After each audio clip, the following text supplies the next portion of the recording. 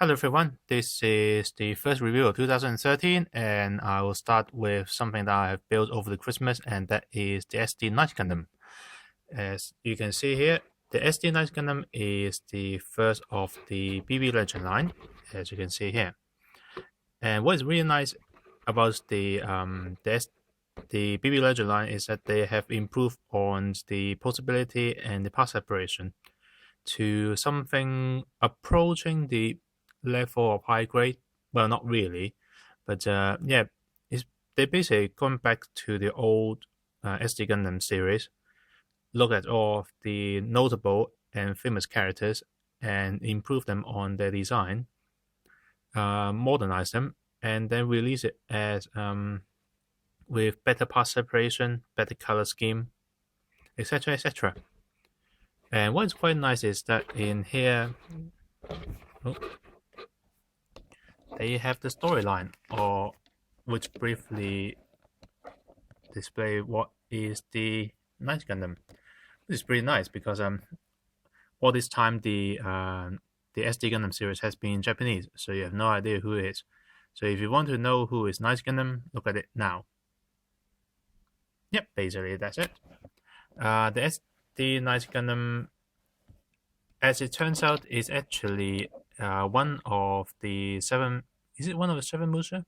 For the Musha Gundam, one of his seven comrade, which is the Gundam Mark III, Musha Gundam Mark III, who somehow got thrown into a time portal, jumped into alternative dimension, got split in half. One half of it was manipulated into the evil Satan Gundam, and the other half has lost his memory and got picked up, and he decided to take up armor to slay Satan Gundam, which is semi-suicide basically, because but he's called himself the Night Gundam because he's wearing night armor.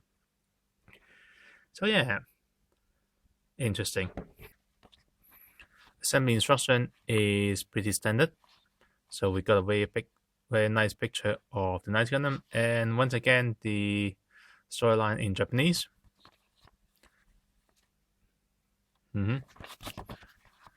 It's display of what you get from the SD Night Gundam.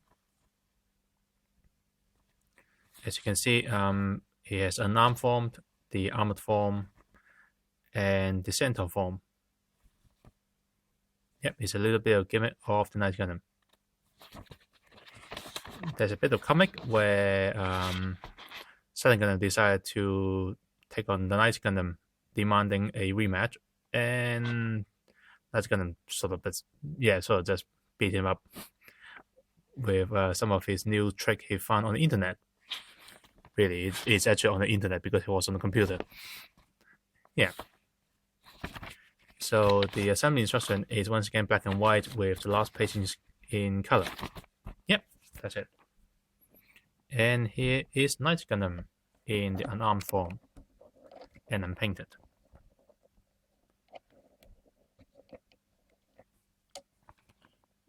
So as you can see, this is completely unpainted, and there is no stickers beside the eyes. And his color scheme is very simple to begin with, but the color separation is proven and work on the head. This is actually one blue piece with one silver piece going over to separate the blue into three sections, which works pretty well. Yep, and the leg is actually separated into two pieces. If it's an old one, it will be one big red piece, and you have to paint the silver bit up here. Yeah, that's pretty good. By himself, there is a bit of gimmick. If you take the head apart, the eyepiece can be taken out and swapped to the other side to have a alternative eyepiece. Yeah, so you can have two different facial expression. Of course, in this case, this one allows you to have two expressions, but they give you 4 stickers. So you have to choose 2 out of the 4. So I just choose a standard one and the more silly one. Because the Night Gundam, for some reason, give me the idea that he's going to be a bit more silly. Yeah. Oh, just before doing that, he has 2 standard fists, as you can see here, and he also comes with the saluting fist, left hand, which looks pretty good, and he has a alternative right hand for holding weapon in a different direction. We'll show that later, but we'll stick to the standard holding fist and standard face.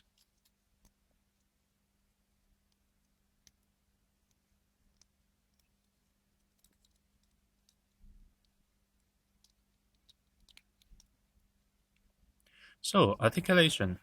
His articulation is pretty much the same as the SD Sangudiden, but they have improved upon several things and changed several things that I found there's no point really. So for example, the neck is actually a polycap with 2 ball joints up on the top and bottom. So he can turn his head all the way, he can look up and down, tilt, but his head can also go backward and forward about this much. That's it.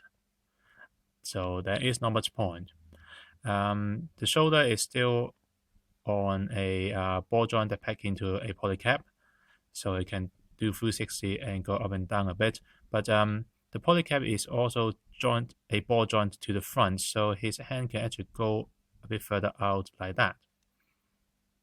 So just by the ball joint is about this much. You can't really see. Yeah, it can go down to about here, and then with the ball joint go even further. So that's good. You can go up and down a little bit as well. The upper arm is going to the shoulder in the ball joint, so like the standard one, it can wiggle around, it can turn 360. Now the extra one is that there is a polycap that is all the way on the inside of the forearm and is pegged to the upper arm to create a swivel joint, which allows the arm to go straight down like this or bend up to about 45 degrees. The hand is once again on the ball joint, but this time around the ball joint is actually molded in and is using the polycap inside the forearm to create the grip ball joint. So it does wiggle around in 360 as well. The torso, instead of having a simple polycap, a pack into polycap, is actually a ball joint, and it's designed to have a rather long slot, so you can actually pull the body up to allow it more tilt back and forth and stuff. But even if you don't put it up, you can still turn it about this much. Put it up, yeah, still about that much. Leg is the ball joint, so it's go up and down, left and right. You can rotate. Feet is on the ball joint as well, so it's up and down, left and right, rotate. We go, yeah. So his articulation is greatly improved upon the original Knight Gundam, which hardly do anything, and a slight improvement to the SD Sangudiden body as well. So that is it for the basic body. Let's arm him up.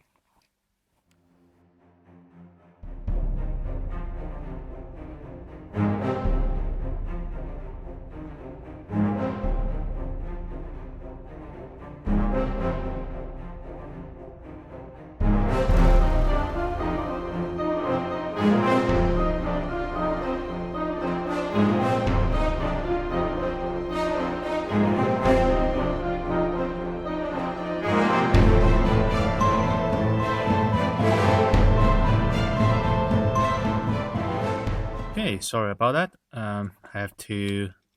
The 2 shoulder armor is not easy to actually put in through by looking at the camera, so I have to do it by hand out of the camera. But yeah, that is basically it for the basic form of the Knight Gundam. So the armor makes him really, really silver, and it also shows the one piece of chrome-plated part that is the shield guard. Now weapon. He comes with his famous sword and shield. The sword is actually plugged in there and that's held in by gravity. It's not really plugged in, really. But yeah. So Knight Gundam can hold the shield, and the sword can be taken out. And behold.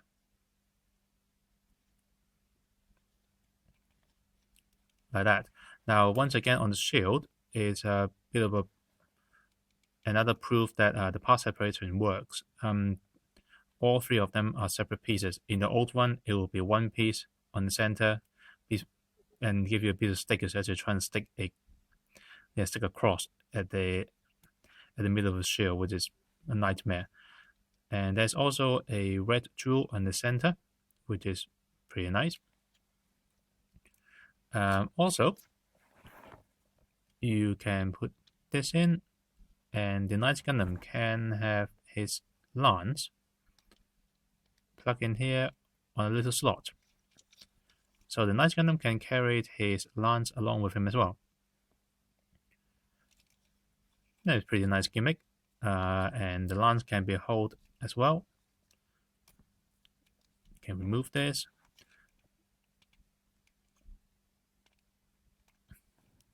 Put the Knight Gundam sword back into the shield.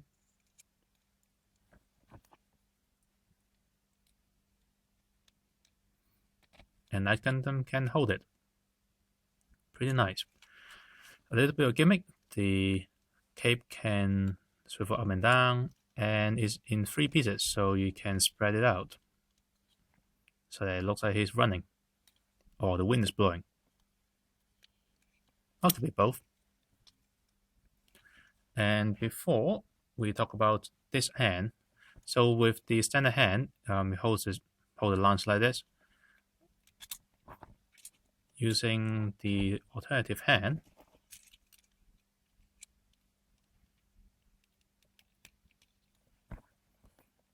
he hold the lance at an angle. So it looks much better as a lance as a striking pose as well. Pretty nice. Now there is one more gimmick for the Knight Gundam. And unfortunately, you have to choose between one or the other. Taking the cape off, and you can have an alternative backpack. This allows you to the Knight Gundam to carry his centaur mode legs on his back. Unfortunately, you have to take the cape off. There's no way around about it. And the lance has nowhere to go as well. Oops.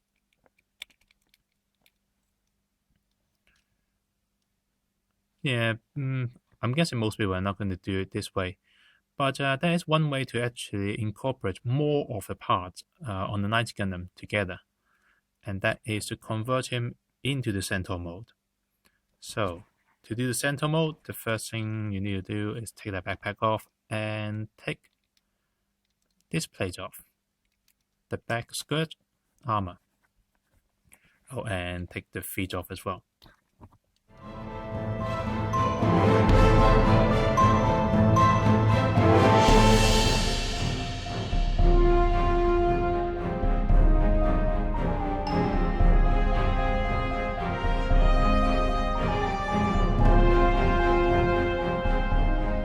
And we now have the centaur mode.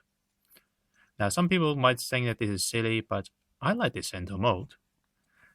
It just looks great, basically. It looks nice. And in this mode, because we don't use the backpack slot anymore, we can put the cape back on. Oh, come on. Okay, there we go.